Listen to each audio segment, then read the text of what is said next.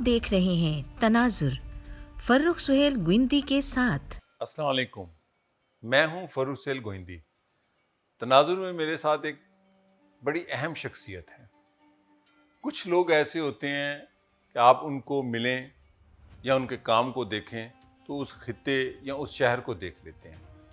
पाकिस्तान की एक ऐसी शख्सियत कि अगर आप लाहौर को देखना चाहें, लाहौर को जानना चाहें, आज का लाहौर और वो जो लाहौर मर रहा है या मिट चुका है, तो आप उनकी पेंटिंग्स को देखें।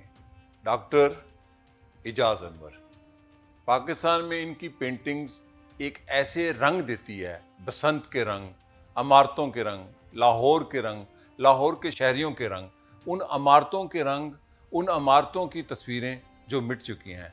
तो डॉक्टर साहब मेरे आज के मेहमान हैं, उनसे एक शानदार गुफ्तगू होगी, चूँकि वो पेंटिंग्स के साथ साथ समाजी अलूम पर बड़ी गिरफ्त रखते हैं। डॉक्टर साहब शुक्रिया, आपकी मेहरबानी, बुलाया। बहुत मेहरबानी, आप खुसूसी तौर पर तशरीफ़ लाए। ये बताएं कि आप पेंटर कब बने, कैसे बने? ये माहौल का असर तो होता ही है। घड़ी साज का बेटा कई दफ़ा घड़ी साज ही बनता है। वाह, वालिद साहब कार्टूनिस्ट थे। हाँ, बहुत बड़े कार्टूनिस्ट थे। वो वाटर कलर भी एक ज़माने में किए जब वो मरी में नौकर थे, क्लर्क थे। मैं गलती कर गया हूँ, शिमला कहना था, क्या शिमला। तो उनका पेंट बॉक्स मुझे मिल गया वाटर कलर का, विरासत में समझ लो। कागज़ भी मिल गया। उस ज़माने में ऐसे ऐसे नायाब कागज़ आते थे, वॉटमैन, जो अब तो बनना ही बंद हो गया है, इम्पोर्टेड पेपर। तो कुछ किया स्कूल के दौरान भी थोड़ी बहुत, लेकिन सीरियसली मैंने मैट्रिक का इम्तहान देने के बाद जब 3-4 महीने की छुट्टी होती है, तो मैंने वालिद साहब को कहा मैंने फाइन आर्ट लेना है। 14-15 साल की उम्र में? इस दौरान तो थोड़ा बहुत मुंह मारता रहा, लेकिन सीरियस की बात कर रहा हूँ। सीरियस। तो कुछ नंबर तो मेरे आ गए थे, लेकिन मैंने कहा मैंने आर्ट्स ही लेना है। तो फिर मैंने फाइन आर्ट का कहा। गवर्नमेंट कॉलेज में फाइन आर्ट शुरू हुआ था। अच्छा। और ये वाज़ेह रहे कि लड़कों का कॉलेज वाहिद गवर्नमेंट कॉलेज है जिसमें फ़ाइन आर्ट है। बाकी किसी भी लड़कों के स्कूल कॉलेज में फ़ाइन आर्ट नहीं है। Islamia college, M A college, Dayal Singh college, F C college, no, इसको लड़कियों का ही सब्जेक्ट समझा गया। अच्छा। तो यहाँ पे असलम मिन्हाज साहब थे, अल्लाह बख्शे, बहुत शफीक थे। मैंने जब वो फार्म भरा तो वालिद साहब ने सिर्फ इतना कहा था, इसमें से रोटी कमानी मुश्किल है। वाह वाह। तख्लीकार को इस समाज में रोटी कमाना मुश्किल है। दूसरे उन्होंने दबे अल्फाज में ये भी कह दिया ये चॉइस तुम्हारी है, बाद में गिला ना करना, मुझे रोका नहीं। अच्छा।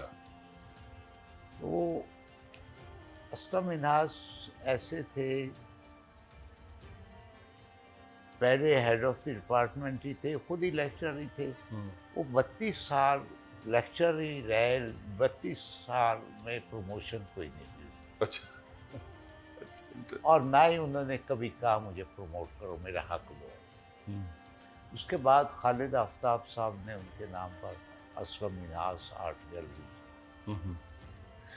तो ये माहौल था कि असलम मिन्हाज साहब ने, हम 4 सिर्फ थे, हमको एक एक चाबी दी हुई थी डिपार्टमेंट की, एक कमरा ही होता था, जब मर्जी आओ, जो फ्री पीरियड हो आके काम करो। तो 2 साल लगाने के बाद मैं फाइन आर्ट डिपार्टमेंट की पंजाब यूनिवर्सिटी आ गया। फिर वहाँ काम शुरू हुआ। आर्ट्स काउंसिल में इवनिंग क्लास में जाता था। अच्छा। स्केच बुक पास रखते थे। अच्छा। हर वक्त जब कभी मौका मिल गया कुछ स्केच कर लिया। वहाँ पे एक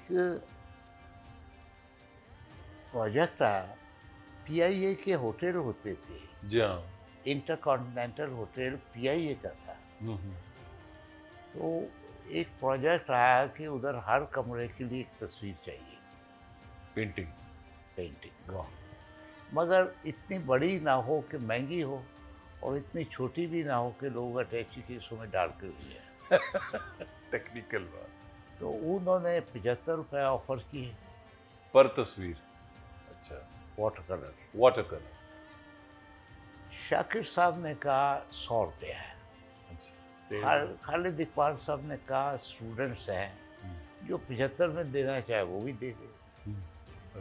تو لوگوں نے دہاڑیاں لگانی شروع کر دی. بڑا سا رسکائے, نیچے چھوٹا سا کھیت سا. میرے امتحان آ رہے تھے MA کے, تو مجھے امپورٹنٹ تھا کہ میں وہاں کو پوزیشن دوں. اچھا. میں بمشکل 13 بنا سکا. لوگوں نے 100 دی اور وہ ہونڈا موٹر سائیکل چلانے لگ گئے. بڑی چیز ہوتی تھی موٹر سائیکل. تو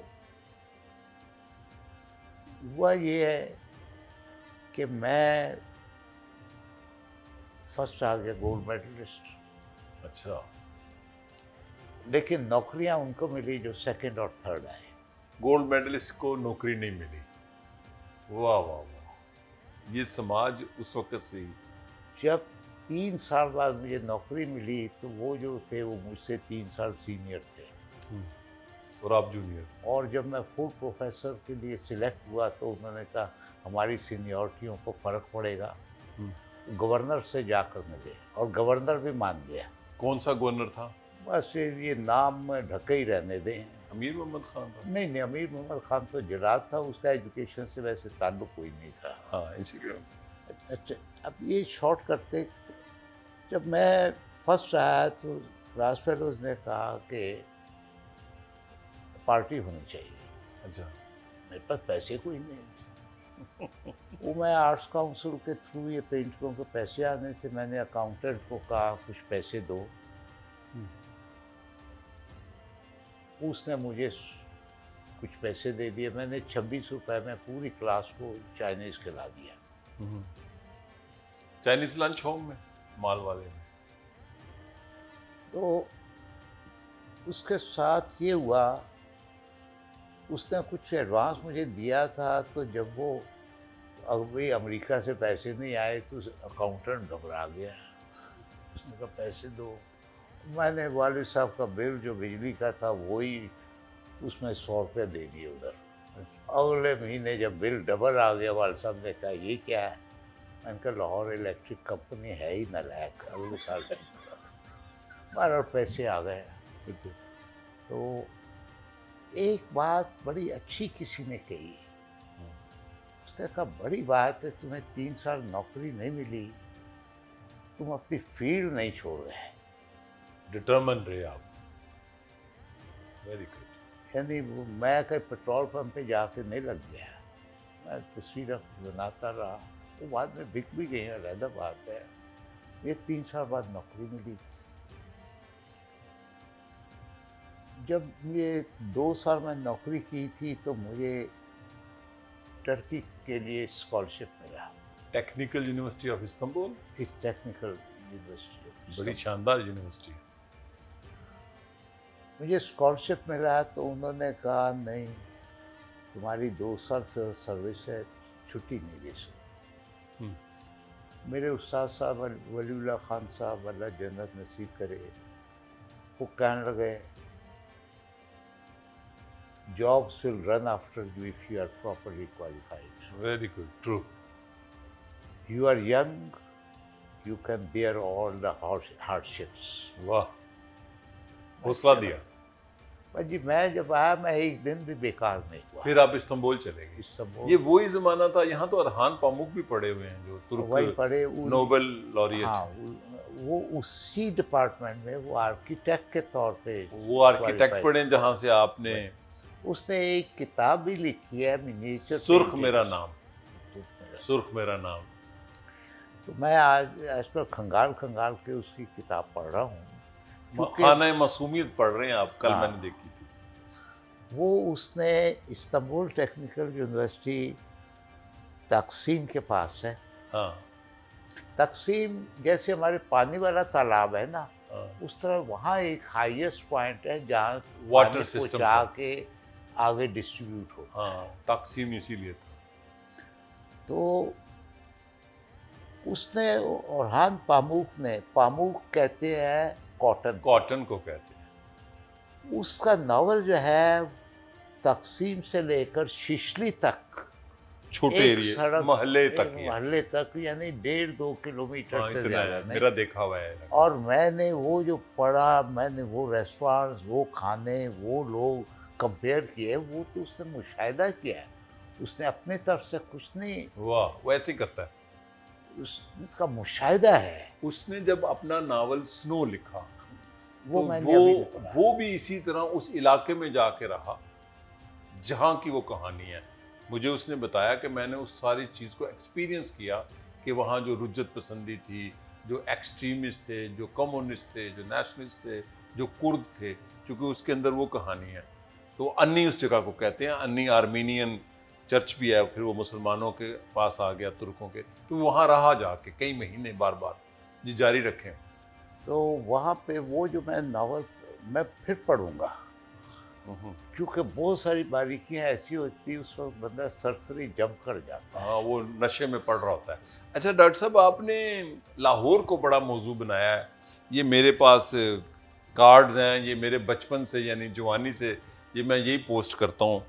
ये और इसमें लाहौर के रंग हैं, पतंगे हैं, इमारतें हैं। ये इमारतें कोई ख़त्म हो गई हैं, झरोके हैं। आपकी ये किताब है नई रीसां लाहौर दियाँ, आपकी ये दूसरी किताब है, ये भी लाहौर पर। आपने अपने आप को लाहौर तक महदूद क्यों किया? इश्क में मुब्तला हैं आप लाहौर के? एक तीसरी किताब भी आ रही है, लाहौर जो मैंने देखा। अच्छा, वो वहाँ से शुरू कर रहा हूँ मैं। लिखी जा चुकी, अभी प्रिंट में जानी है, लेकिन अभी घड़ी घड़ी पढ़ना चाहिए। हाँ, किताब को बार बार एडिटिंग के लिए। तो उसमें वहाँ से मैं शुरू करूँगा, जैसे कि मेरे वालिद साहब ट्रेन की छत पर थे और मैं ट्रेन के अंदर वालदा की गोद में था। हिंदुस्तान से हिजरत 1947 की हिजरत 47 में लुधियाने से आ रहे थे। बहुत ज़्यादतियाँ हुई, अब वक्त कम है, डिटेलों में नहीं जा सकते। सेकेंड वर्ल्ड वॉर ख़त्म हुए 1.5-2 साल हो चुके थे। हमारी फौजें नहीं आई थी, लाई नहीं गई थी, जहाँ पड़ी हैं वहीं पड़ी थी। एक मैंने मजमून वो भी लिखा है, our soldier on the Italian front. मुझे एक कोचवान मिला था शेखपुरे में, जो कि इटली में लड़ चुका था फौजी के तौर। शेखुपुरे का कोचवान इटली में जंग लड़ के आया। और वो उसने जिस तरह इटालियन के 2-4 जुमले कहे, कहने लगा, वो जी वो इटली के लोग अजीब जिहे है, ਉਹਨਾਂ ਕਹੋ ਕਿ ਉਹਨਾਂ ਕਹੋ, ਉਹ ਕਹਿੰਦੇ ਪਾਣੀ ਨੂੰ ਕਹਿੰਦੇ ਆ ਆਖਵਾ, ਆਕਵਾ ਕੋ ਕਹਿ ਰਿਹਾ ਨਾ, ਆਖਵਾ। ਪਾਣੀ ਨੂੰ ਕਹਿੰਦੇ ਆਖਵਾ ਤੇ ਰੋਟੀ ਨੂੰ ਕਹਿੰਦੇ ਪਾਣੀ। ਉਲਟਾ ਕੰਮ ਹੈ। ਕਹਿੰਦੇ ਅਜੀਬ ਲੋਕ ਨੇ। ਕਹਿੰਦੇ ਇਟਲੀ ਲੜਦਾ ਨਹੀਂ ਸੀ। ਅੱਛਾ, ਉਹ ਸਾਨੂੰ ਐਵੇਂ ਭੇਜ ਦਿੰਦਾ, ਉਹ ਸਾਡੇ ਨਾਲ ਲੜਦਾ ਹੀ ਨਹੀਂ ਸੀ। क्या तज़्ज़िया है, क्या ऑब्जर्वेशन है। वो मैं ਉਹਦੇ ਤੇ ਮਜ਼ਮੂਨ पूरा लिखा, our soldier on the Italian. तो आप बता रहे थे लाहौर को आप एक नई किताब ला रहे हैं। लाहौर से आपको कब से इश्क हुआ? देखे जी, एज ए मुसव्वर। वैसे तो मैंने इतना कुछ 47 का सुन रखा है कि लगता है जैसे इसमें से मैं गुजरा हूँ। वाह वाह वाह वाह। लेकिन होश मैंने लाहौर में ही संभाली। और मेरे वालिद साहब ने ज़रा देर से मुझे स्कूल में दाखिल करवाया। मैं 6 साल का हो गया था, 1952 में। 46 की आपकी पैदाइश है ना? 52 में। वालिद साहब कहते थे, बच्चा ज़रा होश संभाल ले तो स्कूल दाखिल कराओ, वरना उसका बचपन उससे मिस हो जाता। क्या अच्छी बात। और ये मेरी नानी भी स्कूल टीचर थी, जेवी। ठीक है, तो आप बता रहे थे लाहौर से इश्क की जो इब्तदा है क्या हुई, फिर एज ए मुसव्वर कैसे हुई? ऐसे है, मैं आवारागर्द शुरू से हुआ था। اور 2 پہیوں والی سائیکل 2 آنے گھنٹے پر کرائے پر لے کر میں سارا شہر پھرتا رہتا تھا، لاہور؟ جبکہ میرے یار دوست 2 پہیوں والی چلا نہیں سکتے تھے۔ اچھا، وال سٹی بھی میں نے دیکھا ہے، مجھے تو یہی لگتا تھا وہ جھروکے کہہ رہے تھے وہ پھر آیا ہے۔ اچھا، اتنے ہمارا گھر تھے آپ سائیکل اور پر؟ میں گیا بادشاہی مسجد، ہم، اس زمانے میں ٹکٹ ہوتا تھا مینار پہ چڑھنے کا، ہم، بادشاہی مسجد کے مینار پہ وہاں ایک چوکیدار بیٹھا ہوا تھا، لیفٹ سائڈ والا مینار، اندر جا کے لیفٹ سائڈ چوکیدار بیٹھا ہوا تھا، سفید داڑھی سفید پگڑی، پہ۔ میں سمجھا اورنگزیب بیٹھا ہوا ہے۔ ایسا لگا آپ کو تخیل میں؟ اس میں لکھا ہوا تھا ٹکٹ 2 آنے، میں 2 آنے ہاتھ پہ رکھ دیے، وہ کہنے لگا بچوں کے 3 آنے۔ اچھا، بچے کے زیادہ؟ میں نے اس کے ہاتھ سے دونوں آنے اٹھا دیے، کہنے لگا جاؤ تم مفت چلے جاؤ۔ وہ میں گیا تھا اصل میں اپنا شہر دیکھنے، اوپر سے اوپر سے۔ Aerial view. ہمارا گھر نکلسن روڈ پہ تھا، جہاں ہم 32 سال یا 34 سال کرائے پر رہے تھے، وہ علیحدہ کہانی ہے۔ وہ بھی سننی ہے، پہلے یہ بتائیں۔ ہمارے گھر سے بادشاہی مسجد کا مینار نظر آتا تھا، جو آپ اکثر دیکھا کرتے تھے ہر روز، وہاں میرے جانے کا مقصد یہ تھا مینار سے اپنا گھر دیکھوں۔ کہ یہ مینار اپنے گھر سے ایسا لگتا ہے، اور اب میں مینار سے اپنا گھر دیکھوں۔ واہ، تو وہاں ڈبے ہزاروں گم ہو گیا۔ میں نے کہا نہیں، اگر وہاں سے مینار نظر آ سکتا تو مینار سے میرا گھر ضرور نظر آئے۔ میں شارٹ لسٹ کرتا رہا، اچھا، ادھر گورنمنٹ کالج کو نکال دیا، ادھر ریلوے اسٹیشن کو کیا نکال تخیل دیا، ادھر لکشمی کو نکال دیا، کیتھیڈرل اسکول کو بھی نکال دیا۔ آہستہ آہستہ میں قلعہ گجر سنگھ پہنچ گیا، نکل ایریل ویو کرتے ہوئے۔ اور پھر آہستہ آہستہ میں پیلی سی سفیدی تھی، ہاں میرا گھر مشن اکمپلش۔ میں اترا سائیکل پہ بیٹھا، گھر آ گیا۔ تو لڑکوں نے کہا کتنے گیا سی؟ میں نے کہا میں بادشاہی میں کی کر گیا، میں نے کہا وہ اورنگزیب کو مل کے آیا ہوں۔ اچھا، وہ پٹھانوں جیسی اردو بولتا ہے۔ وہ سب ہنسنے لگے، مجھے بیوقوف سمجھ کے، حالانکہ بیوقوف وہ تھے۔ اچھا، تو میں اسٹوڈنٹس کو کہا کرتا، میں کس کو اسٹوڈنٹ نہیں کہتا ہوں، ان کو بڑے ہونے دو، میں کولیگ ہی کہتا ہوں۔ ان کو کہا کرتا ہوں کہ آوارہ گرد ہونا بڑا ضروری ہے، کسی فیلڈ میں بھی ہو۔ واہ واہ، رائٹر کے لیے آوارہ گرد ہونا ضروری ہے، رائٹر کے لیے تو بہت ضروری ہے۔ میوزیشین کے لیے۔ اچھا، آپ اس آوارہ گردی میں لاہور میں گم ہوئے، یہاں سے آپ کا انٹرسٹ بنا، پھر آپ نے لاہور پر پینٹنگز بنانی کب شروع کی؟ دیکھیں، ایک تو کوئی تھوڑے بہت اسکیچ وغیرہ کرتا تھا، اپنے گھر کی بھی بناتا تھا۔ طوطا میرا مر گیا تھا، میں نے اس کو لٹا کے طوطا پالا ہوا تھا؟ بڑا افسوس ہوا۔ کیا نام رکھا تھا اس کا؟ ان سب کا نام مٹھو ہی ہوتا ہے۔ اچھا، مٹھو ہی، واہ واہ، روایتی روایت ہے۔ بس اس کے 2 لیمپ، جیسے کتے کا نام ہم موتی رکھتے ہیں موتی پنجاب میں، اور طوطے کا نام مٹھو، ایک ہی نام چلتا ہے آلموسٹ۔ واہ، بس اس کو میں نے میز پہ رکھ کے 2 طرف سے لائٹیں دی، تو لہٰذا اس کے 2 پروفائل بنے ہیں۔ میں نے اس کو پینٹ کیا۔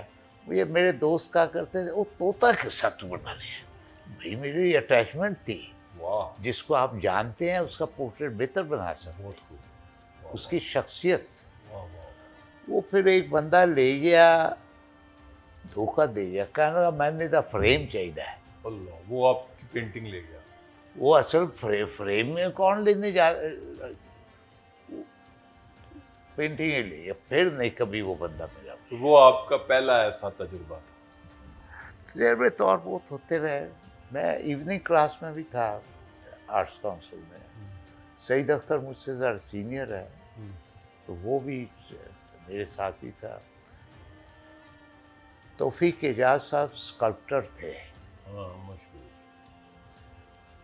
ہمارے دماغوں میں پتہ نہیں کیا کہ ہیکل تراشی بھی بت بنانا ہے، عجیب ہی इंसान इतना जाहिल तो नहीं है, ہاں، तो वह स्कल्पचर पढ़ाते थे.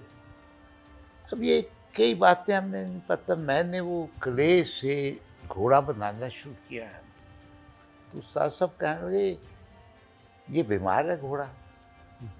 नहीं, तो ये बैठा हुआ क्यों बनाया है? घोड़ा नहीं बैठता कभी भी, सोता भी खड़े होके ही है. जब बीमार होगा तो बैठेगा. ٹھیک بات ہے، یہ چھوٹی چھوٹی باتیں اہم بات ہے. فار آل ٹائمز واہ، انہوں نے واہ، کہا واہ. ہوتا ہے.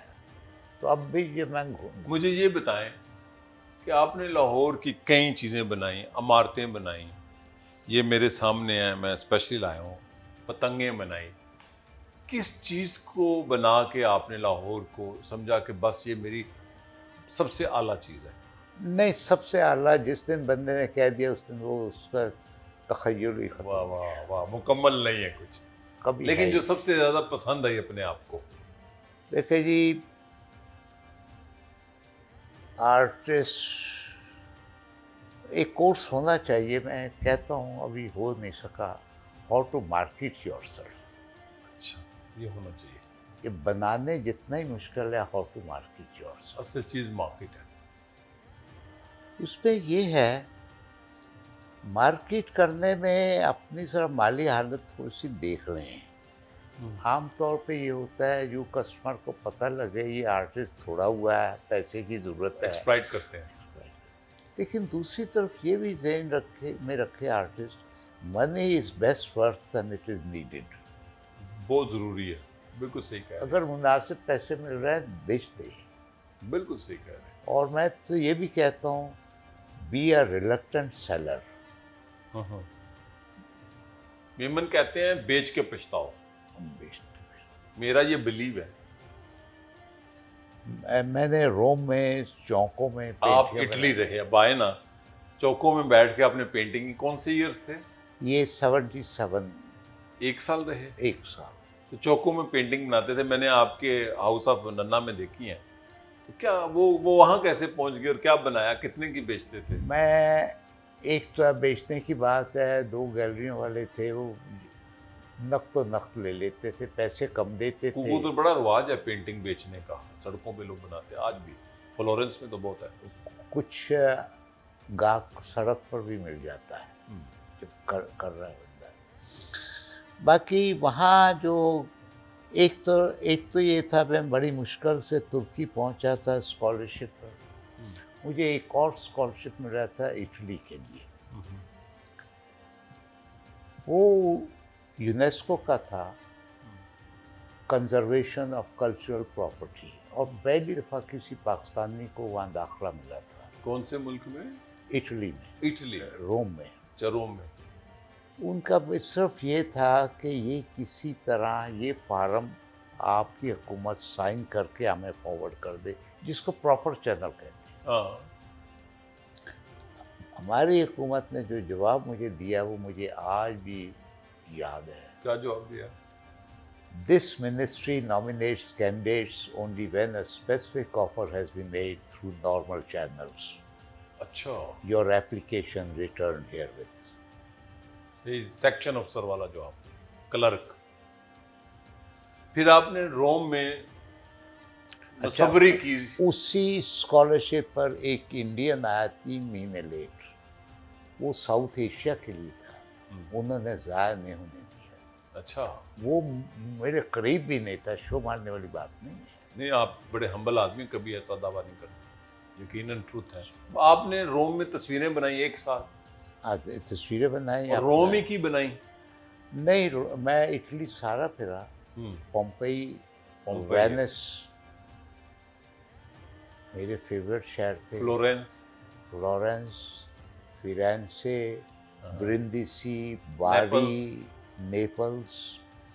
اور ادھر ساری اٹلی کی مصورے کرتے تھے اٹلی کہ وہاں بیٹھ کے کوئی تاج محل بنا دیا؟ نہیں، وہاں جو چیز موقع ہے، یہ آرچ آف کانسٹنٹین بنانا ہے، یہ موقع ہے. تصویروں سے ویسے نہیں بندہ بنا سکتا جیسے آمنے سامنے موقع پہ بنتی. وہ عمارت، وہ لینڈسکیپ بولتی ہے. اس کے ساتھ فیٹ 600 کھڑی ہے واہ 2 واہ فیٹ 500 بھی کھڑی ہیں واہ واہ کیا بات اور ہے. اٹیلین کھڑے ہیں اور بہت سارے ٹورسٹ بھی عجیب عجیب لباس پہن ہاں کے رنگ برنگے وہ ایک ماحول ہے. وہ ماحول. تو آپ نے وہ وہاں بیچتے رہے, کچھ بچ گئی آپ کے پاس؟ کچھ بچ گئی ہیں. آخری میں نمائش کی تھی, اس میں 20 پینٹنگیں تھیں. مجھے خوشی ہے کہ اس میں بہت کم بکی. وہی آپ کی آج قیمتی اثاثہ ہے. اور یہی وہ پاکستان لے آئے آپ, اور وہ- یہاں ہاؤس آف ننا میں رکھ دی آپ نے؟ وہاں رکھ دی ہیں. وہاں پہ میں ان کو لے کر گیا تھا, افریقہ میں بھی گیا تھا, وہاں بھی نمائش کی تھی. تو میں کمپالا اچھا, آپ نے عمارتوں کو بڑا فوکس کیا ہے اور سماج کو, یہ انسانوں کی بھی کی ہے؟ عمارتیں اور سماج اور انسان, میں یہ کہنے لگا. یہ سب کمبینیشن ہوتی. عمارت خالی بنائے تو لگے گا جیسے آرکیٹیکٹ نے ماڈل بنایا ہے. ہاں. کلائنٹ انسانوں کی کے بغیر تسلی تو کچھ کے لیے. نہیں ہے. مکان مکینوں سے. مکانوں کی عمریں عام طور پہ 3-4 نسلوں تک ہوتی ہیں. ایسا ہی ہے. آدمی ایک نسل. اب یہ مکانوں کا پورٹریٹ بھی نہیں ہے. آپ نے ابھی ذکر کیا کہ اس میں گڈیاں نظر آتی ہیں. ہاں. اس کے پیچھے کہانی یہ ہے کہ ایک بہت بڑا اسکائی ہوتا ہے جو بلو گرے ہوتا ہے. اس کی منوٹنی توڑنے کے لیے کچھ رنگ کپڑوں کے اور جگہوں کے وہ آسمان میں ریپیٹ کیے گئے, وہ گڈیوں کی شکل میں. اور مزے کی بات ہے, اب اس تصویر میں سارا کچھ ہے, عورتیں بچے بھی ہیں, منجی بھی ہے. اور جیسے منجی رکھی جاتی ہے, آج کے لوگوں کو نہیں پتا کہ چارپائی دیوار کے اس طرف پائے ادھر ہونا چاہیے. It's very technical. اچھا, ایک ایسا بھی بندہ ملا تھا, اس نے کہا یہ منجی الٹی کیوں رکھی, اس کی دوائن اوپر کیوں ہے. واہ واہ واہ واہ. یہ تو کسی بھی مذہب میں نہیں ہے. لوگ بیچ میں مذہب کو ایسے لے آتے ہیں. حالانکہ ایسی کوئی بات نہیں ہے. اس کو اتنا نہیں پتا تھا کہ ہندو کا جو جنازہ جاتا ہے وہ پیروں کی طرف سے جا رہا ہاں, پیروں مسلمانوں کا جو ہے سر کی سر طرف کی سے طرف جاتا سے. ہے. اس کو یہ بھی نہیں پتا تھا. اور ویسے مذہب کی بات کر رہا تھا. اچھا, اب میں کچھ چیزیں اور پوچھنا چاہوں گا. آپ نے بڑے لوگوں کی بھی تصویریں بنائیں, کسی بھٹو کی, ایوب خان کی, بےنظیر کی, اقبال کی؟ نہیں, میں پورٹریٹ بناتا تھا. سیلف پورٹریٹ اچھے بنائے, اپنے بھی, اپنے بھی. کیونکہ بندہ اپنے آپ کو بہتر جانتا ہے. حضرت علی کی سینگ ہے, مجھے پتہ ہے میں کیا ہوں. سیلف ادراک ہونا. واہ. باقی یہ ہے کہ کچھ لوگ میرے پاس وہ آئل پینٹ میں کافی میں نے کام کیا تھا. لوگوں نے خواہش تو کی ہوگی نا, لیڈر لوگ بڑی خواہش کرتے ہیں میری پینٹنگ بناؤ. ہاں, نہیں, میں ایز پورٹریٹ پینٹر مشہور نہیں ہوا تھا. مشہور نہیں ہوئے, لیکن آپ کیا ایک ہاتھ تو ہے اس میں. باقی یہ ہے چونکہ میں 10 سال ٹریول کرتا رہا, تو یہ جو جس علاقوں میں جنگیں وغیرہ ہوتی رہی ہیں, یہ ہو رہی ہیں, حلب, حمص, حما, لبنان, عراق, مجھے معلوم آپ نے بتایا تھا کہ ان ملکوں میں سفر کی, تو ان علاقوں میں میں نے پینٹنگیں کی ہیں. ان علاقوں کی. واہ.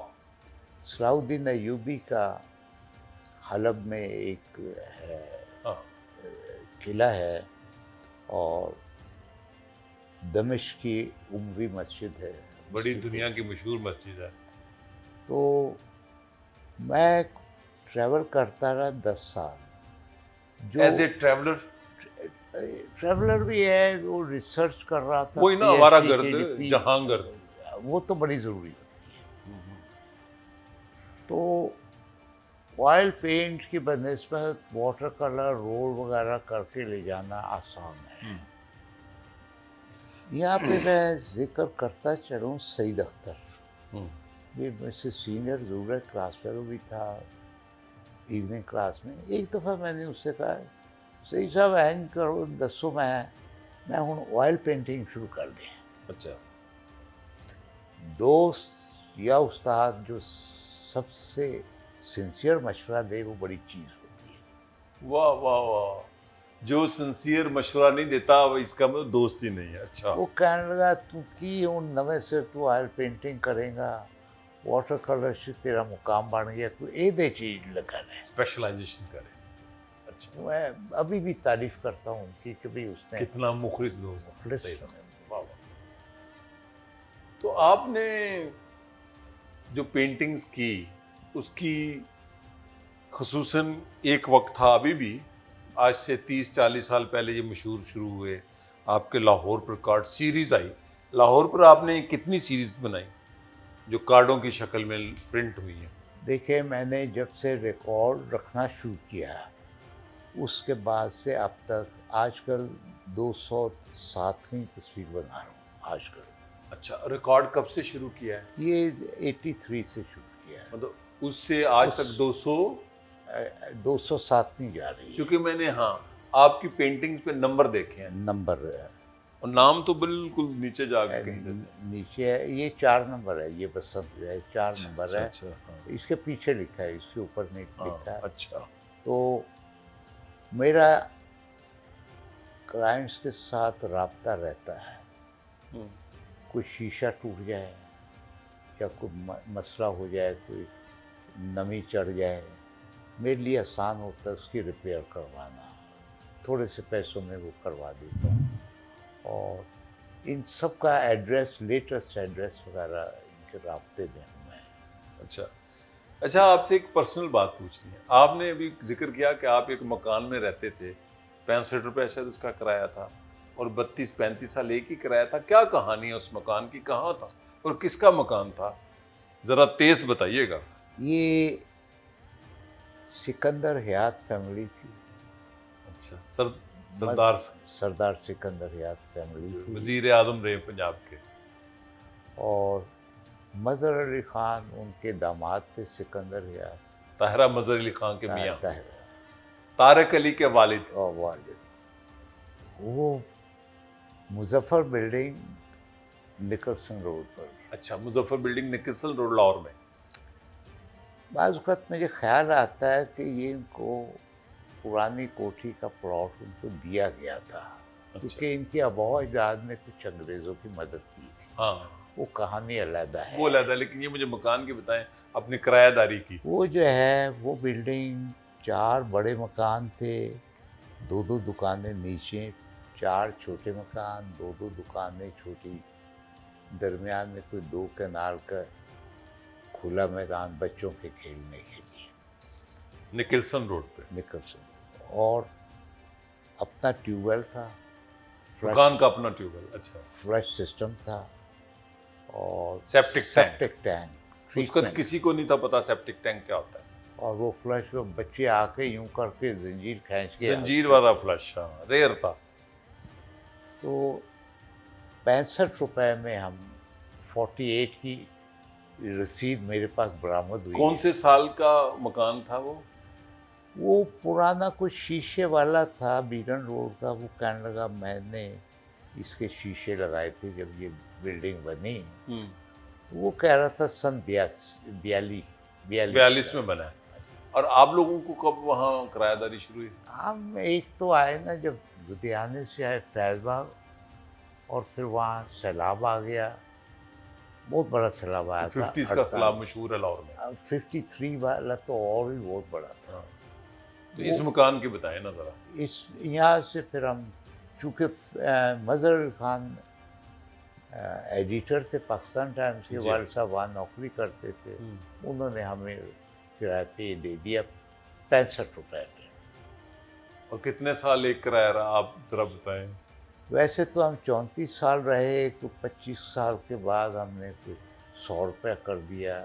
آپ نے بڑھایا, انہوں نے نہیں کہا؟ واہ کیا مزہ. پھر ہم نے 150 کر دیا. تو پھر وہ مظہر علی خان ناراض ہوئے, کہنے لگے ایسا نہ کریں, منشی پھر باقیوں کو تنگ کرے گا. دیکھیں کیا بات ہے, مالک مکان کہہ رہا ہے کہ کرائے نہیں بڑھانے, آپ زیادہ تنگ نہ کریں, کرایہ نہ بڑھائیں. اور ایک آپ ہیں بڑھا رہے ہیں, اور وہ صرف آپ کے لیے نہیں, باقی کرایہ داروں کے لیے بھی. ایک ٹائم ایسا آیا تھا کسی, یہ طارق علی جو کمیونسٹ لیڈر ہیں, اسکالر ہیں, ان کے والد تھے. ایک کرایہ دار ایسا بھی تھا جن کا کوئی 2 سال کرایہ نہیں دے سکے تھے, کچھ نے کہا ان کو. تو جب وہ کاروبار بحال ہو گیا تو ان کی بیگم گئی، کہنے لگی 2 مہینے کا کر کے ہم اتار دیں گے، کہنے لگے پچھلا بھول جاؤ، آپ دے دیا کرو۔ اچھا، یہ تو ہے آپ کی کرایہ داری کی کہانی۔ آپ نے ایک ہاؤس آف ننا بنایا لاہور میں، 4 کنال زمین ہے اور بڑی قیمتی سی زمین ہے، میں جو دیکھ کے آیا ہوں۔ وہ آرٹ گیلری ہے کہ میوزیم ہے یا دونوں کچھ ہے؟ یہ دونوں کچھ ہی ہے۔ میری ڈسکشنز چغتائی عارف رحمان چغتائی سے بھی ہوتی رہی ہے، تو وہ بھی کہہ رہے ہیں میں میوزیم ڈکلیئر کروانے کی جستجو کر رہے ہیں۔ ہمیں بھی بہت بڑا ٹیکس کا نوٹس آ جاتا ہے، تو وکیلوں کو بیچ میں ڈالا ہوا ہے۔ ہم چاہتے ہیں یہ میوزیم ہو، وہاں سب آپ کی چیزیں ہیں؟ وہاں کارٹون والد صاحب کے ہوں اور میری پینٹنگیں ہوں، کافی ساری ہیں وہ پینٹنگیں ہیں جو کہ ہم بیچنا نہیں چاہتے، اچھا، کلیکشن میں رہیں۔ کچھ ہیں فار سیل بھی ہیں، وہ کبھی کوئی بک جاتی تو ہمارے 1-2 مہینے آرام سے گزر جاتے ہیں۔ تو ہم چاہتے ہیں، اب آپس کی باتیں ہو رہی ہیں، ہمارے بچے نہیں ہیں، ہاں، تو ہم یہ چاہتے ہیں یہ حکومت کو دے دیں، کوئی ادارہ ایسا لے لے اپنا ایسٹ حکومت کو دے دیں۔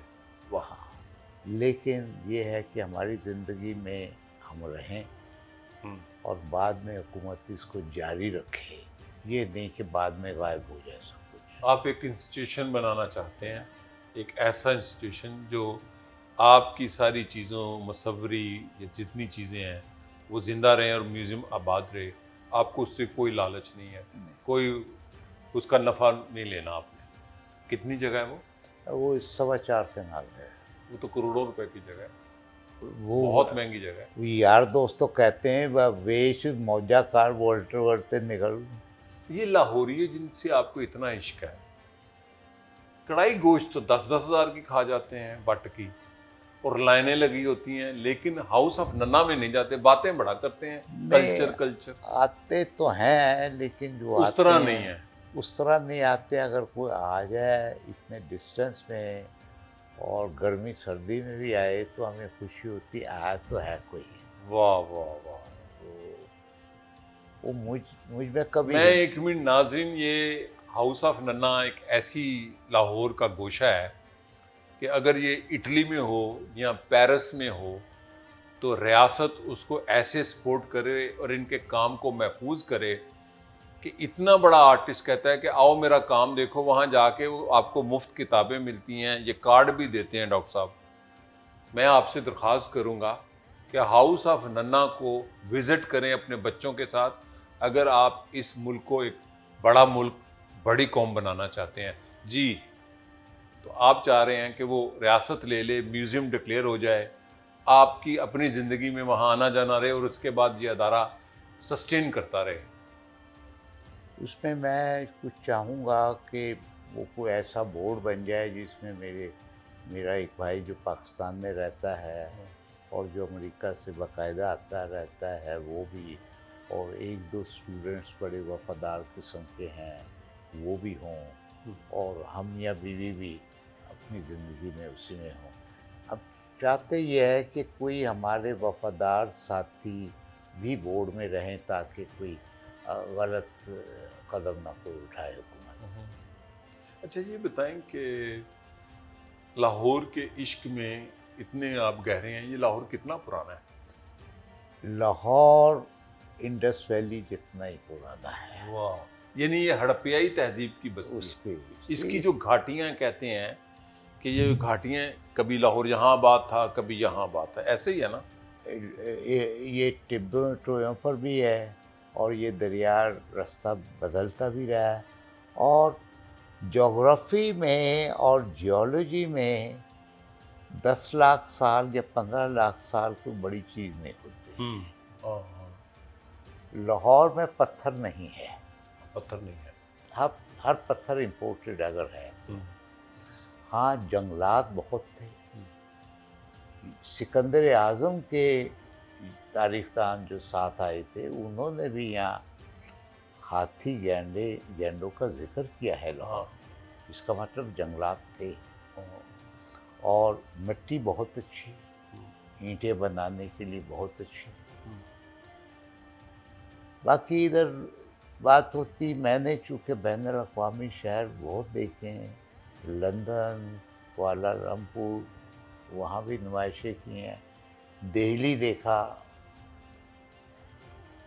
لیکن جو بات لاہور میں ہے وہ ان بین الاقوامی شہروں میں نہیں ہے۔ اسی لیے کہتے ہیں لاہور لاہور ہے۔ لاہور لاہور ہے۔ کیا ہے خاص بات اس کی؟ پھر وہیں آ کے رک جاتی بات کہ اس کا ایک کیریکٹر ہے جو بتایا نہیں جا سکتا۔ واہ واہ واہ۔ اس کی آب و ہوا ہے، اس کے کپڑے ہیں لوگوں نے جو پہنے ہیں، ان کا کھانا پینا ہے، یہاں جو بیر اگتے ہیں، جو فالسے اگتے ہیں، جو جامن آ جاتے ہیں، جو جامن آم واہ۔ ہے ہمارے یہاں جامن عام فروٹ نہیں ہے۔ عام فروٹ نہیں ہے۔ اچھا، وہاں آپ فالسا کے ہاؤس آف ننا میں ایک میں نے شعر پڑھا جس دن میں نے وزٹ کیا، جڑا لاہور آیا، کیا وہ شعر آتا ہے یاد؟ وہ کیا ہے ذرا سنائیں۔ جیوے لاہور ایتھے جیون ایتھے جمے جائے، تو اس قسم کا مجھے جیوے شہر لاہور، جیون ایدے جمے جائے، جیون جیڑے ایتھے آئے، بھول گئے اپنی ٹور، جیوے شہر لاہور۔ وہ ایک بھنور ہے یہ، اچھا، جب ایک دفعہ آ گیا وہیں چکر کاٹتا ہی رہے گا۔ یہاں پشتونوں کی بستیاں ہیں، جب پشتون آئے اب وہ لاہوری ہیں وہ شاد باغ میں۔ وہ کہہ سکتے نہیں، آپ 300 سال پہلے آئے تھے تو ہم 50 سال پہلے آئے، تو ہمارا بھی حق بنتا ہے۔ ہاں ٹھیک ہے، بلکہ لاہور کی تو اب زبان بدلی جا رہی ہے، بدلی جا رہی ہے۔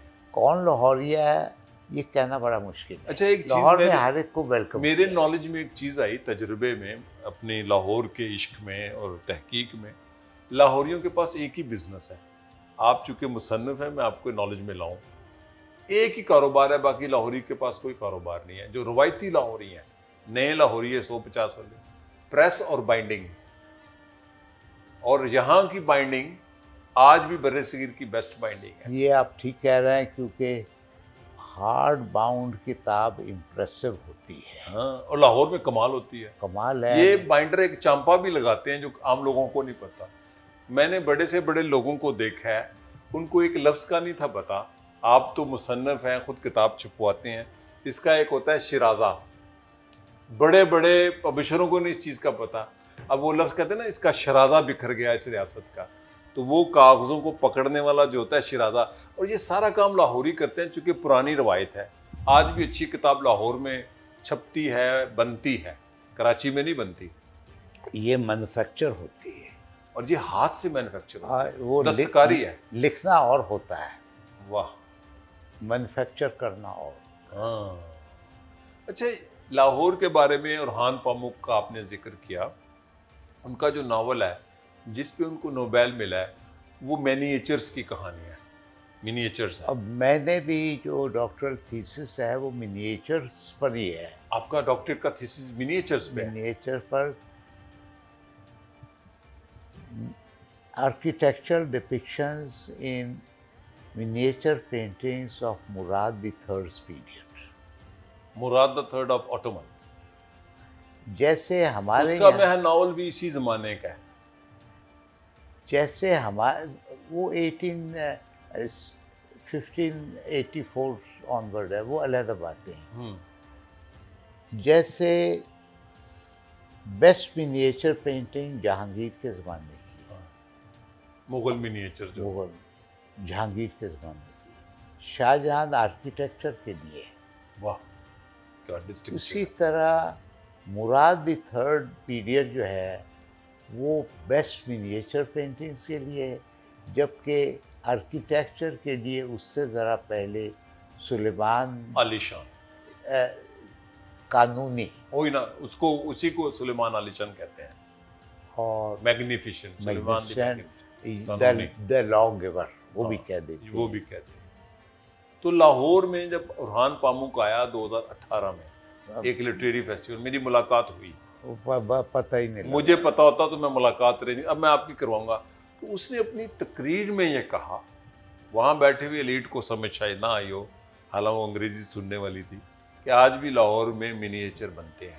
اس نے لاہور سے عشق ظاہر کیا، بنتے ہیں لاہور میں تو miniatures؟ لاہور میں تو اتنا زیادہ ہے.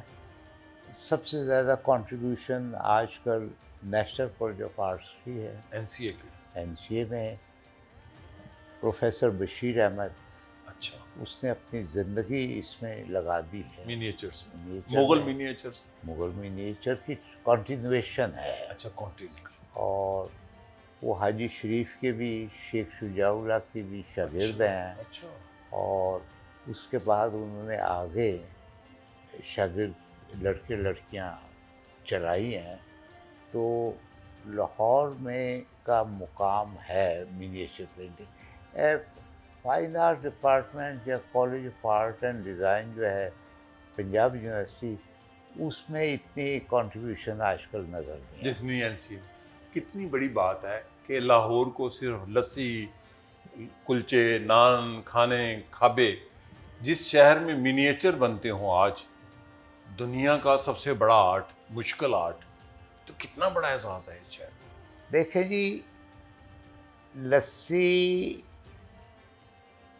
دیسی گھی وغیرہ ایکسس میں تو ٹھیک نہیں ہے، مگر یہ نقصان جب ہوتا ہے جب لسی پی کے سو جاتے ہیں لوگ. تو یہ 10 میل پیدل چلیں، اس کے بعد اس کے تقاضے پورے پھر کریں. لسی کا مزہ ہے، پھر اس کا فائدہ ہے. پھر دیسی گھی بھی دوست ہے. پھر تو یہی میں کہہ رہا ہوں، لیکن لسی تو بنتی ہے، اس کی بڑی شہرت لاہور کے کھابے، لیکن لاہور کے مینیچر نہیں ہم متعارف کروا رہے دنیا کو. اب آپ نے ایک جملہ بولا تھا، میں کہنا نہیں چاہتا، بے شک کہہ دیں، چونکہ ٹروتھ بہت ہارش ہوتا ہے. آپ نے کہا لاہور مر رہا ہے. مر رہا ہے. کیا کہا تھا؟ لاہور مر رہا ہے. لاہور مر بھی رہا ہے، مارا بھی جا رہا ہے. پہلی تو بات یہ ہے، ہاؤسنگ کالونیاں جو ہے ایگریکلچرل لینڈ کو کنکریٹ میں، اینٹوں، سیمنٹ میں، لوہے میں، شیشے میں تبدیل کر رہی ہیں.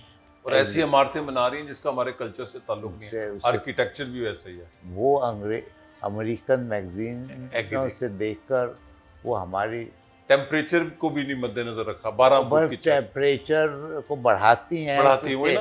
گرمی ٹریپڈ ہے اس میں. تو لاہور آپ نے کہا مر رہا ہے، اور آپ نے اس کو زندہ اپنے اب ایک اور بنا لی ہے روڈا، وہ تو راوی بیڑا گرک کرنے کا اربن ڈیولپمنٹ اتھارٹی.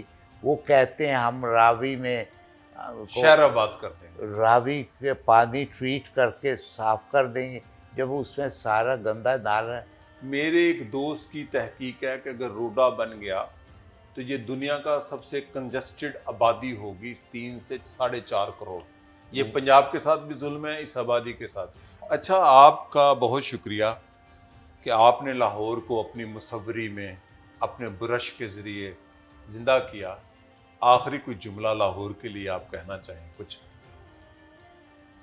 لاہور کو ہم مرنے نہیں دیں گے. واہ واہ. ناظرین، ان سے اجازت لیتا ہوں. ڈاکٹر صاحب، بڑا دل کرتا ہے کہ یہ گفتگو جاری رہے، میں آئندہ بھی رکھوں گا. جیسے ڈاکٹر صاحب نے کہا، لاہور کو ہم مرنے نہیں دیں گے، زندہ رکھیں گے. یہ تھے ڈاکٹر اعجاز انور، مصور، دانشور، لکھاری، اور میں ان کو سن آف لاہور کہتا ہوں. لاہور کے سپوت ہیں، لاہور کا فخر ہیں. اگر آپ لاہور کو جاننا چاہتے ہیں تو ان سے بات کریں. اگر آپ لاہور کو، آج کے لاہور کو، 100 سال پرانے لاہور کو دیکھنا چاہتے ہیں تو ان کے ساتھ محفل کریں. ان کا ہاؤس آف ننا جائیں، آپ کو ایک عجیب شاندار ماحول ملے گا. کوئی ٹکٹ نہیں ہے وہاں پر 2 آنے والا، جیسے انہوں نے 2 آنے کا ٹکٹ لینے کی کوشش کی، اور انہوں نے جیسے کہا ہم لاہور کو مرنے نہیں دیں گے. یہ تھے ڈاکٹر اعجاز انور. اسی کے ساتھ اجازت چاہوں گا. شکریہ اور خدا حافظ.